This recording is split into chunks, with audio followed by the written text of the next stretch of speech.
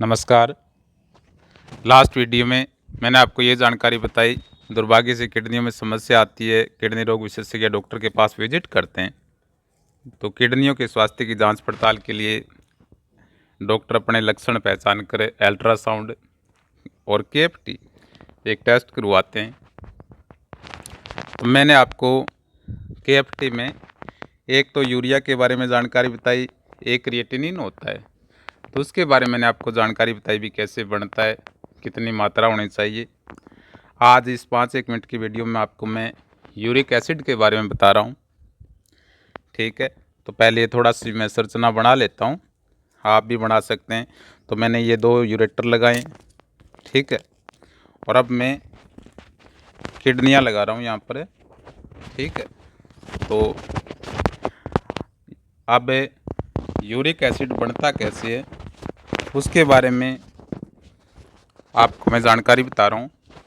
हमारे अंदर जितनी भी आरबीसी है, रेड ब्लड सेल्स हैं, पिकोसिकाएँ कई बार बीमार हो जाती हैं, जब ठीक होती हैं, मरती हैं, उनका पुनर्जन्म होता है, तो ये प्रक्रिया चलती रहती है। उस दौरान हमारे अंदर प्यूरिन बनता है। प्यूरिन एक बहुत ही रसायन होता है, यदि इकट्ठा हो जाए तो बहुत खतरनाक होता है। हमारे खान पान में भी मांस है, अंडा है, ये चलो हम नहीं खाते, लेकिन जो अल्ट्रा प्रोसेस्ड होते हैं, बर्गर है और बहुत हैं, मैं आपको इसके बारे में आपको बाद में बताऊंगा। तो खान पान में जब हमारा भोजन पचता है, टूटता है, तो उसमें जब प्रोटीन टूटता है तो उसमें एक प्यूरिन रसायन केमिकल बनता है। तो ये केमिकल्स अपना लीवर है उसको बदल कर भी उसमें एंजाइम के माध्यम से उसको यूरिक एसिड में बदलता है। यूरिक एसिड हमारे किडनियों में छड़कर यूरिन के रास्ते बाहर निकलता रहता है, लेकिन कई बार ये किडनियाँ बीमार हो जाती हैं, तो इनकी पावर कम होने से जो यूरिक एसिड होता है वो यूरिन से बाहर नहीं निकलता और हमारे खून के अंदर घुलने लगता है। खून में घुलकर यदि 5-6 mg पर डेसीलीटर होता है तो कोई दिक्कत नहीं आती। जब 7 mg से ऊपर जाने लगता है तो ये अपने जोड़ों में यहाँ पर जमा होने लगता है। पिकूले के जोड़ में हो गया, यहाँ ये घुटने का जोड़ है, यहाँ जो जोड़ होते हैं ये अपने हड्डी के जोड़ होते हैं, अंगुलियों के ये जो यहाँ पर जोड़ से हैं, तो अपने जोड़ों के अंदर क्रिस्टल के रूप में जमा होता है, गांठें बढ़ने लगती हैं और यूरिक एसिड बढ़ने के बाद बहुत दर्द होता है बॉडी में, चलने फिरने में दिक्कत होने लगती है। तो ये होता है यूरिक एसिड। मेरा प्रयास तो बचाव के लिए ही है कि कोई भी समस्या हो डॉक्टर की राय माने। यदि दुर्भाग्य से समस्या आ जाती है, आजकल यूरिक एसिड की आ रही है, तो एक तो अपने खान पान को यदि हम पहले से ध्यान रखें, विप्राकृतिक खान पान है, इन सब्जियों को धो लिया, ये तो है बढ़िया, भी इसमें गंदगी है वो मिट जाती है। उसके बाद हम जितनी इसको बदलाव करेंगे, तेल में से मिर्च है, मसाले हैं ज़्यादा लगाएंगे, उतना ही हमें नुकसान होना है। ये प्रकृति का नियम है और स्वास्थ्य विशेषज्ञ है जो अनुभवी हैं, ये सब ने इन बातों को बता रखा है।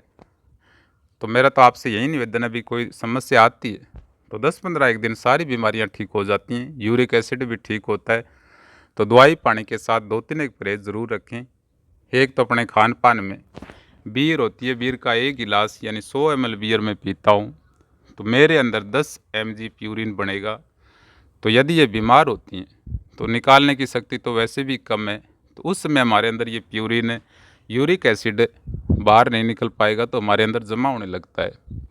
तो उस समय यदि कोई दिक्कत हो तो अपने डॉक्टर की बातें माननी चाहिए। भी बीमारियां अलग अलग मेड़ की होती हैं, तो खान पान में अल्ट्रा प्रोसेस्ड भी जो प्राकृतिक खान पान होता है उसमें ज़्यादा बदलाव, जैसे आइसक्रीम है, आइसक्रीम पर जो फ्रूक्टोज होता है भी उसमें लत लगे, लोग ज़्यादा से ज़्यादा खाएं, इसलिए वो तैयार किया जाता है, तो वो बहुत ख़राब होता है, उससे प्यूरिन बढ़ता है।